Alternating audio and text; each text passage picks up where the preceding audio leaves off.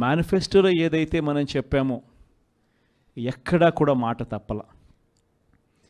మేనిఫెస్టోను మొట్టమొదటిసారిగా చెత్తబుట్టలో వేసే పరిపాలన నుంచి మొట్టమొదటిసారిగా విశ్వసనీయత అన్న పదానికి అర్థం చెబుతూ మేనిఫెస్టోను ఒక బైబిల్గా, ఒక ఖురాన్గా, ఒక భగవద్గీతగా భావిస్తూ ఒక కొత్త నిర్వచనం చూపిస్తూ ఎన్నికల్లో విశ్వసనీయత అన్న పదానికి అర్థం చెబుతూ మనకు ఎన్ని సమస్యలున్నా కూడా చంద్రబాబు నాయుడు ఈ పొద్దు ఏ సమస్యలు లేకపోయినా కానీ సమస్యలు ఉన్నట్టుగా దాన్ని చిత్రీకరిస్తూ ఉన్నాడు. కానీ నిజం చెప్పాలనంటే మన ప్రభుత్వం అధికారంలోకి వచ్చినప్పుడు ఒకవైపున చంద్రబాబు చేసిన అప్పులు ఉన్నాయి, ఆ అప్పుల మీద వడ్డీలు ఉన్నాయి, ఆ వడ్డీలకు తోడు కోవిడ్ అనే మహమ్మారి కూడా మనం పరిపాలన చేసేటప్పుడు కూడా మనకు తాండవిస్తూ ఉన్న పరిస్థితులు. కానీ అటువంటి భయానక పరిస్థితుల్లో ఉన్నా కూడా ఒకవైపున రాష్ట్రానికి రావాల్సిన ఆదాయాలు తగ్గినప్పటికీ, రాష్ట్రంలో పెట్టే ఖర్చు అనూహ్యంగా పెరిగినప్పటికీ ఎటువంటి సాకులు చూపలేదు, ఎటువంటి కారణాలు చెప్పలేదు. ఈ వైట్ పేపర్లని ఇంకొకటని గత ప్రభుత్వం మీద నిందలు మోపి, కోవిడ్ మీద నిందలు మోపి ప్రజలకు చేయాల్సింది చేయకుండా పోయే కారణాలు ఏ పొద్దు చూపించలేదు. ఎన్ని కష్టాలున్నా కూడా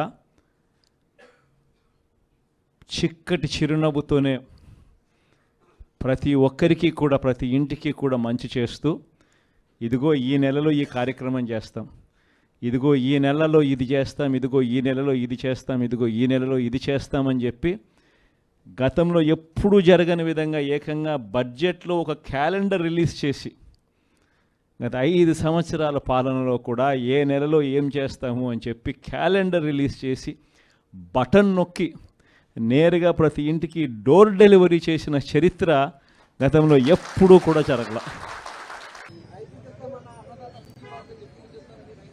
100% ఇస్తాం. ఎందుకు కంగారు? మీ నాయకుడు ఎన్ని రోజులు తీసుకున్నాడు ఇచ్చేదానికి? ఎన్ని సంవత్సరాలు ఎగ్గొట్టాడు? ఏడు తర్వాత సంవత్సరం తర్వాత ఇచ్చాడు స్వామి, 2 సంవత్సరాల మధ్యలో ఎగ్గొట్టాడు స్వామి. ఏం కంగారు లేదు, ఇచ్చిన 6 హామీలు మేము కట్టుబడి ఉన్నాం.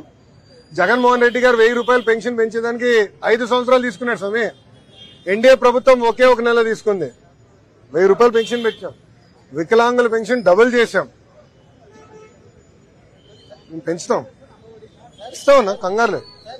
అమ్మఒడి కాదు, తల్లికి వందనం తప్పనిసరిగా మేము అమలు చేస్తాం, డౌట్ వద్దాం.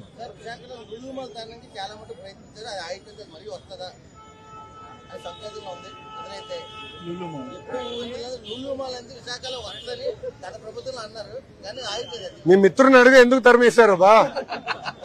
ఇప్పుడు లూలులో చాలా వాళ్ళు ఒకటి ఉందమ్మా,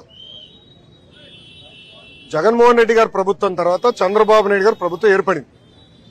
చంద్రబాబు నాయుడు గారు చాలా స్పష్టంగా అన్ని నిర్ణయాలు రివ్యూ చేయండి, తొందరపడి గత ప్రభుత్వం ఒక నిర్ణయం తీసుకుందని చెప్పి రివర్స్ టెండరింగ్ పేరుత ఇవన్నీ మీరు ఉల్టా అంటే రివర్స్ గేర్ పరిపాలన చేయొద్దు, దానివల్ల ప్రజలు చాలా ఇబ్బంది పడుతున్నారు, చాలా స్పష్టంగా. అందుకే మీరు చూస్తే ఎక్కడ అలా తొందరపాటు నిర్ణయం మేము తీసుకోలేదు. కానీ గత ప్రభుత్వం తీసుకుంది. ఒక 2-3 ఉదాహరణలు ఇస్తాం. మొదటిది, ఎలాంటి డీటెయిల్స్కి వెళ్లకుండా ప్రజావేదిక కూల్చేశారు. First decision of YS Jaganmohan Reddy, ఎలాంటి డీటెయిల్స్ లేకుండా నోటీసులు జారీ చేయకుండా కూల్చేశారు. రెండో డెసిషన్, సింగపూర్ ప్రభుత్వంతో చర్చించకుండా, ప్రభుత్వం కంపెనీ కాదు, ప్రభుత్వంతో చర్చించకుండా ఏకపక్షంగా అగ్రిమెంట్ క్యాన్సిల్ చేశారు. మూడోది లూలు ప్రాజెక్ట్. ఈరోజు సింగపూర్ ప్రభుత్వం ప్రతినిధులు కలిసేదానికి ఇతర రాష్ట్ర మంత్రులు లైన్ కడతారు, అలానే మనం క్యాన్సిల్. దాంట్లో చాలా బాధపడ్డారు. మేము ఇంకా ఆంధ్ర రాష్ట్రానికి రాము అని వాళ్ళు అనేసారు. సేమ్ థింగ్ లూలు కూడా చెప్పారు కదా, ప్రెస్ రిలీజ్ ఇచ్చారు, భారతదేశంలో ఆంధ్ర రాష్ట్రం తప్ప అన్ని రాష్ట్రాల్లో మేము పెట్టుబడి పెడతామని ఆనాడు చెప్పారు. ఇప్పుడు వాళ్ళందరినీ మళ్ళీ కన్విన్స్ చేయాల్సిన బాధ్యత మన ప్రభుత్వం పైన ఉంది. ఆ ప్రక్రియ ప్రారంభించాం, కానీ కొంచెం టైం పడుతుంది సార్.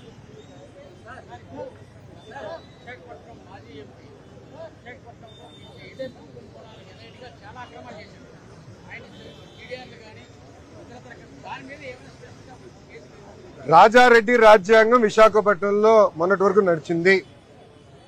కిడ్నాపులు జరిగినాయి, రాత్రి మనుషుల్ని పిలిపించి భూములు లాగేసుకున్నారు. ఉదాహరణ దస్పల్లా భూములు, పోర్ట్లు కూడా లాగేసుకున్నారు. ఇదే విధంగా ఆ పేపర్లో కూడా వచ్చింది. ఇట్లా అడ్డగోలుగా చేశారు. ఇప్పుడు ఒక హీరోయిన్ వ్యవహారం ఎలా జరిగిందో కూడా మనం చూసాం.